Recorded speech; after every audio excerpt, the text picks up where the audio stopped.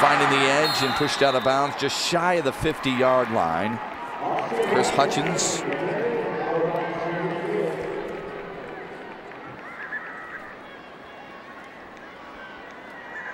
Pickup of 17 for Austin White.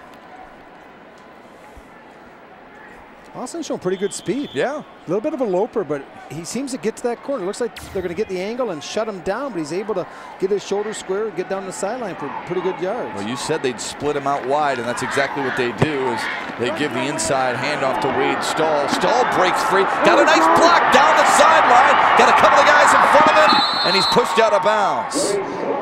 Well, you talked about it earlier. Wade Stahl has some shake, and he did a nice job. Joe Cantrell with a great block to free him up. Well, this is the wing counter they've run. We're going to pull number 55. I think he's right here. He's going to get out in front. It's going to be the wing counter to Stahl, and he's going to do the rest. We've seen this entire afternoon. And watch Cantrell, number 55, working, passes guy. He knows he can beat him. Work down the field, and right up here is a nice block where he's going to run. I don't know if that was Hush to the outside. Popping Wade Stahl for another 15 yards. Good effort by Joe Cantrell hustling down the field. 1st and 10 now for the Spartans. Austin White.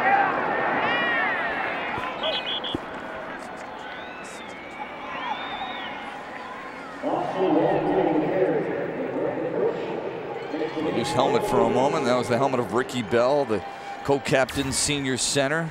Considered the best offensive lineman, not necessarily gifted, but works hard. And this is a guy, Rob, who it's hard to believe he's playing in this, but he is. He was hurt against Livonia Franklin, tore his MCL on his right knee, but doctors said it wouldn't get any worse, so he's playing anyway. Here's another nice run by Wade Stahl. That's what it takes when you get to this level, I suppose. You know? Yeah, you got to play with pain.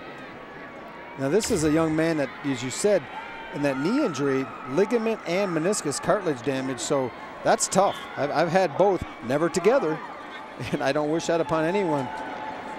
But I think this young man, Ricky Bell, realized that you don't get this opportunity every day, and he's got a long time to heal up after this. So he doesn't want to miss out on this great opportunity. And a big brace on that knee to help try and support it. 3rd down and short now for the Spartans. Austin White. Right side, got the 1st down. Dan Muir on the tackle after a gain of 7. Well, this drive, they've mixed up the run pretty well. And obviously, Dakota is sitting back a little bit, realizing with a 4-touchdown lead, they don't want to be too aggressive defensively. But they've run the wing counter a few times to Wade Stahl. Now they just ran the outside lead. And with Emmanuel Awomede leading and blocking down on the edge and doing a good job of using Austin White's ability to get to the edge and make a play. 1st and goal now, big backfield behind Mitchell White. And he gives it to his brother, who lunges for his 3rd touchdown of the afternoon.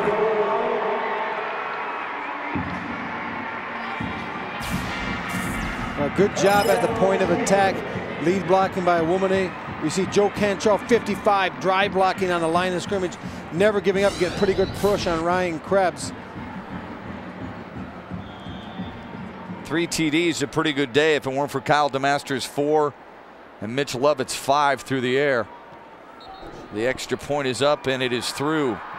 20-point lead now for the defending champs. Returning this year to FSN Detroit is MHSAA Magazine. It's a seasonal recap of state finals competition, highlighting the team and individual champions in all sports. The fall edition of MHSAA Magazine premieres Saturday, December 22nd at 1 and 5:30 right here on FSN Detroit. And earlier today, we want to congratulate longtime MHSAA employee Charla Stokes, retiring after working in the office in Lansing for 32 years and 34 football finals overall. She has seen an awful lot of sports in her day, and hopefully she'll continue to watch us right here on FSN Detroit.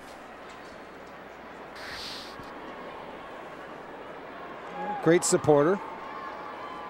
Nice career coming to a close. Time to head south, enjoy the winters not with the 2-foot snowbanks, I believe. That's my goal in life someday. Enjoy the Michigan seasons for 3 times a year. There's the mom right there. It's Kyle DeMaster's mom, Teresa DeMaster. Boy, what a proud lady, and for good reason. Her son establishing or tying a state record with 4 touchdowns on the day. 1 on interception return and then 3 receiving scores. Yes, you are. You're back again. Did you ever really leave Dakota?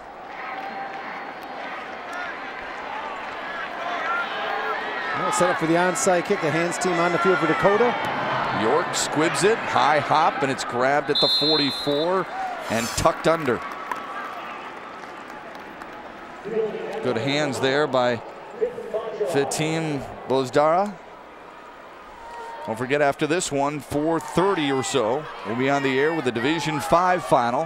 Hope you can join me and Stanley Edwards for all the action, as Jackson Lumen Christie looms large in a matchup with Menominee. Who do you like in that one, partner? Well, I'm going to be against the grain a little bit. I'm going to pick Menominee. Last year they had to go against Madison Heights Madison, and they had an outstanding running back, and everyone thought they were up against him. Before you knew it was a 41-7 game. Yeah. They're pretty good. They're tough to defend. They run that single wing, no quarterback, 3 guys in the backfield. All of them can attack you.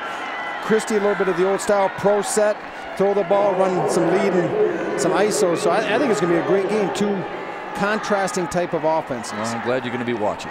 Mitch Romanchik is into the ball game. The backup quarterback handing to John Hoffman for the Cougars. Mitch Lovett has had a fantastic game, and for good reason. He hugs in one of his bigger offensive linemen, Jack Raymond, who wore 77. That's Mike Kwiatkowski. There's Kyle DeMaster. What an effort and what a show displayed by the Cougars.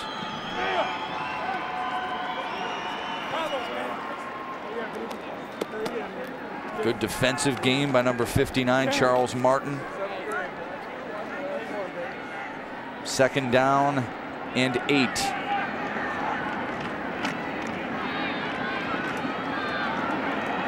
Stevenson, of course, playing the run.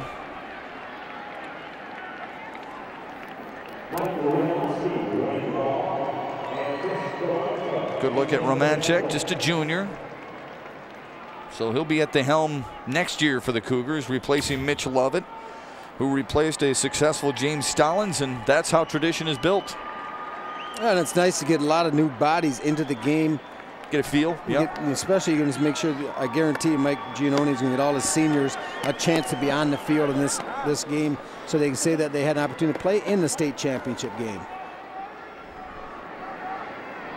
3rd and 10 now as we approach the 3-minute mark.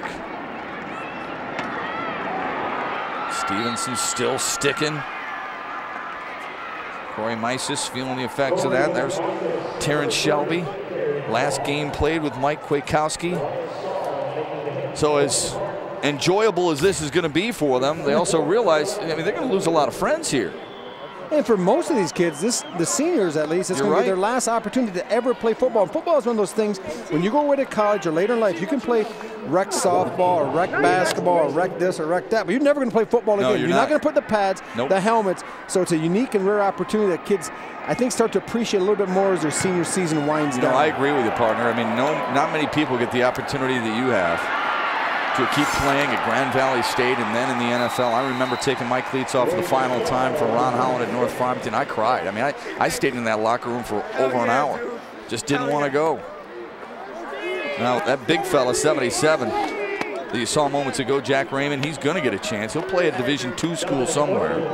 Saginaw Valley State, Michigan Tech, something like that.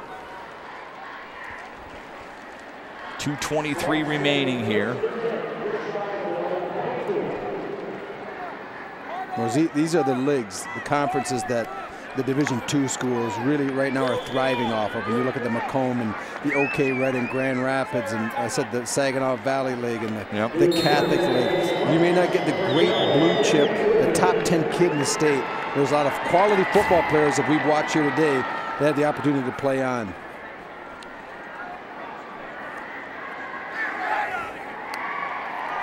Don't forget, the MHSAA is providing a series of student leadership workshops for entire leagues and conferences throughout the 2007-2008 school year, focusing on the roles and responsibilities of being a team captain. Upwards of 2,000 students from over 200 schools are expected to attend this year's Captain's Clinic series. For more info, visit MHSAA.com.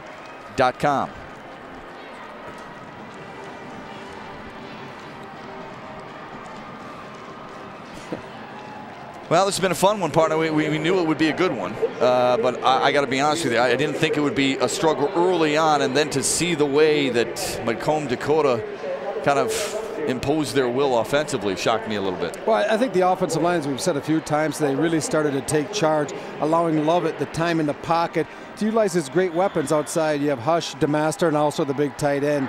It's tough to defend. Yeah, it really is. They've enjoyed it, obviously.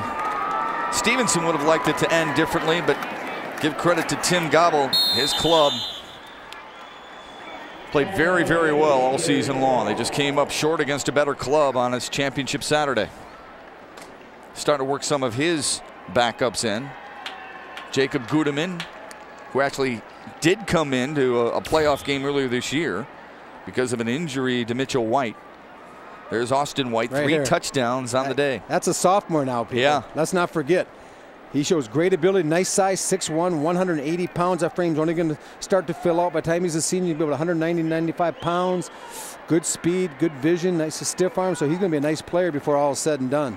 Yeah, he's losing a lot of seniors, though, and sometimes you're only as good as your surrounding cast in football. That's true. It's tough for one guy to make a huge difference. That's the beauty of this sport. Basketball, one guy can make a difference. Baseball, a pitcher. Hockey, a goaltender. But football, it's pretty tough a lot of times. Yeah, Gudeman coming in the game. A little bit of mop-up work here. 50% completion rate, 225 yards, 1 TD. A nice job, but getting back to the point you were making, you're right. That's why it's the ultimate team sport with 11 people on each side of the ball and preferably 22 different players starting. You really need everyone just to do their job and to play within the scheme and not try to too much or too little. It's great experience for these guys, offensively and defensively, who are playing the backup role. Dan Plagani, the senior, on the carry there. Under a minute to go now. Did pick up a first down, though. Remember, we took you inside Mike Giannoni's locker room. He said, this is going to be your toughest half. You've got to come out there. You've got to earn it. And they have earned it today, haven't they, partner? Yes, they have. They played outstanding the entire day. Nick Dixon gets to the 41. 35 seconds left in the Division I state championship game.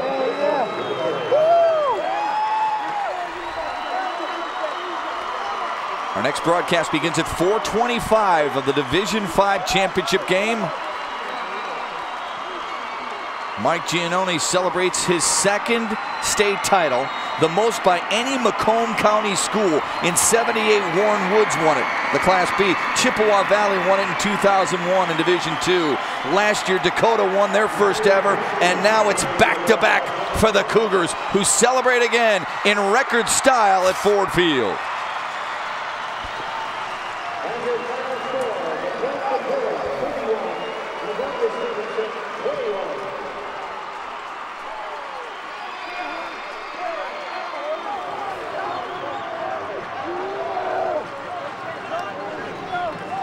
A lot of happy young men and wearing blue. Coaches congratulating each other, and fine seasons for both staffs. Yeah. Stevenson, Dakota coming here is Coach Gobble. And there's the man who really made it happen for the entire afternoon for Dakota. 5 touchdown passes, a 20-point difference for the Cougars. Mitch Lovett, a title game record, 300 yards passing, 5 touchdowns. Going to be tough to overcome something like that for years to come. Mike Giannoni is a 2-time champion now, thanks to a 41-21 knockout today.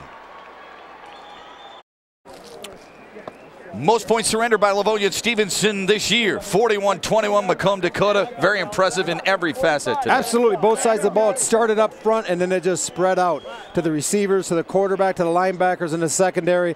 A very dominating performance by this entire Dakota squad today. The Dakota JV team went unbeaten. The freshman teams lost just 1 time each.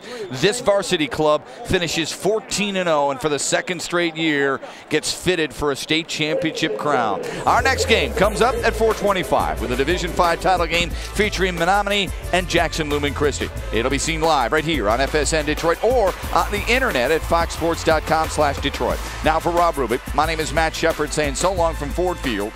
The final score in Division I reads Macomb, Dakota 41, Livonia, Stevenson 21. You've been watching high school football on FSN Detroit. Come on back at 425. Until then, goodbye for now from downtown Detroit and Ford Field.